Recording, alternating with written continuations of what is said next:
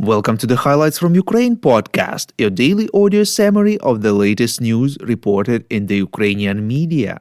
We are a commercial initiative of just two people, and we need your help to grow. Share information about the podcast, rate us in the app, subscribe to our Patreon. With your support, we are getting better.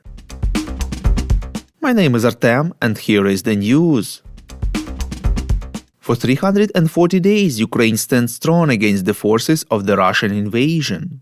Yesterday, Ukraine marked the anniversary of the Battle of Kruty, when in 1918 forces of the independent Ukraine People's Republic fought against overwhelming forces of Communist Russia, trying to stop their advancement at Kyiv.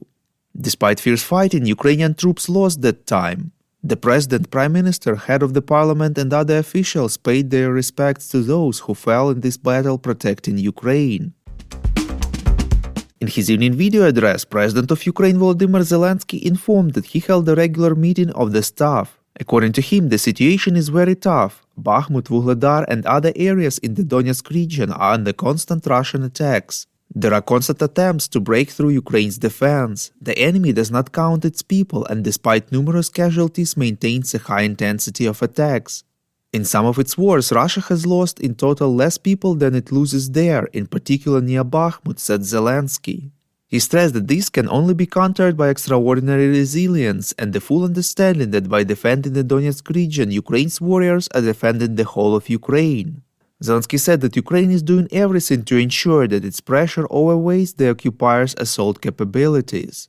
And it is very important to maintain the dynamics of defense supply from Ukraine's partners, as the speed of supply has been and will be one of the key factors in this war.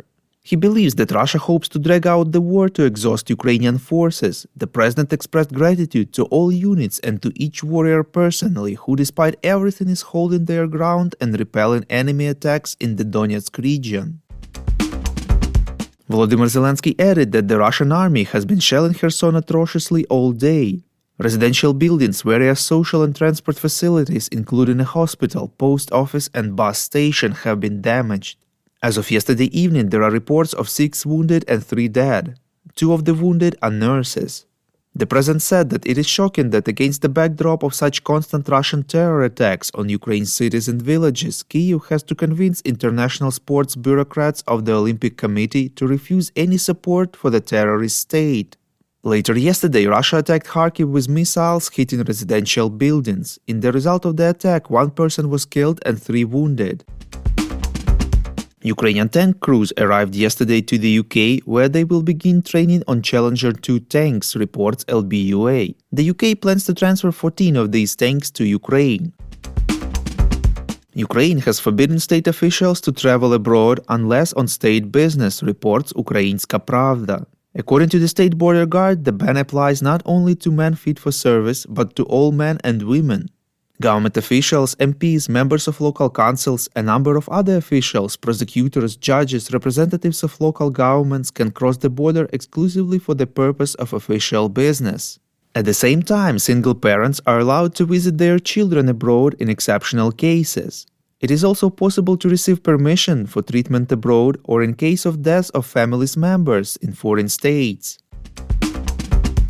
If you like what we do and would like to tip us, you can now do so directly to our PayPal. Check out the link in the description to this episode for more details. And as usual, you can subscribe to our Patreon. In gratitude for your help, we will give you access to a series of exclusive episodes on wartime life in Ukraine. We call on you to demand from governments of your countries to impose the toughest sanctions possible on Russia and its citizens to stop their invasion of Ukraine.